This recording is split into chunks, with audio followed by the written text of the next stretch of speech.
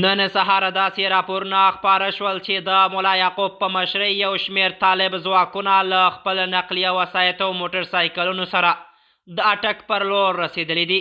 عیني شاهدان وایي چې دغه کسانو په اوږدو قطارونو کې زیاتره کسان پر موټر سایکلونو سپاره او له ځان سره یې ژیړې بوشکې لېږدولې. د حقیقت نیوز چینل درنو کتونکو سلام، ستړي مشئ، وخت مو په خیر.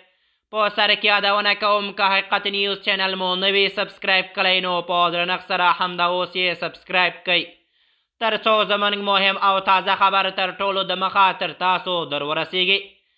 نن سهار داسې راپورونه خپاره شول چې د ملا یعقوب په مشرۍ یو شمېر طالب ځواکونه له خپل نقلیه وسایطو او موټر سایکلونو سره د اټک پر لور رسېدلي دي. عیني شاهدان وایي چې دغه کسانو په اوږدو قطارونو کې زیاتره کسان پر موټر سایکلونو سپاره او له ځان سره یې ژیړې بوشکې لېږدولې. د سیمې یو اوسېدونکی چې نه غوښتل یې نوم یې واخیستل شي وایي موږ ولیدل چې سلګونه موټر سایکلونه په منظم ډول پر سړک روان وو.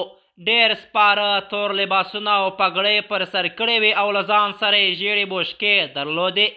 فضا نسبتا آرامه وه خو خلک اندېښمن ښکارېدل. تر اوسه رسمي سرچینو د دغه بوشکو د محتوا په اړه څه نه دي ویلي. ځینې شنونکي ګمان کوي چې کیدای شي دا د تیلو یا لوجستیک موادو لپاره کارېدونکي عادي کانټینرونه وي، خو کره معلومات نشته. په ټولنیزو رسنیو کې خپاره شوي ویډیوګانو کې اورېدل کېږي چې ځینې کسان ادعا کوي دا ځل زموږ مخه هېڅوک نشي نیولی چې دا د طالبانو دفاع وزیر مولوي محمد یعقوب مجاهد لښکر و چې د اټک پر لور روانو او ویلي چې هیڅ ځواک به زموږ مخه ونه نیسي، دا ځل به خامخا پاکستان ترې نیسو. سیاسي شنونکي وایي چې دا ډول شعارونه عموما د مورال لوړولو لپاره کارول کیږي، خو د سیمې امنیتي وضعیت ډېر پیچلی دی او د هر ډول پرمختګ به له ګڼو فکتورونو سره تړلی وي.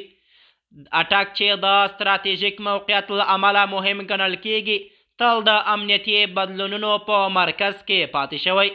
د سیمه ییز چارواکو له قوله وضعیت تر څارنې لاندې او خلک باید د بې بنسټه اوازو خپرولو څخه ډډه وکړي. د حقیقت چینل درنو کتونکو زموږ د نن ورځې چمتو شوی خبر تر همدې ځای و. تر بیا مو په الله سپارم.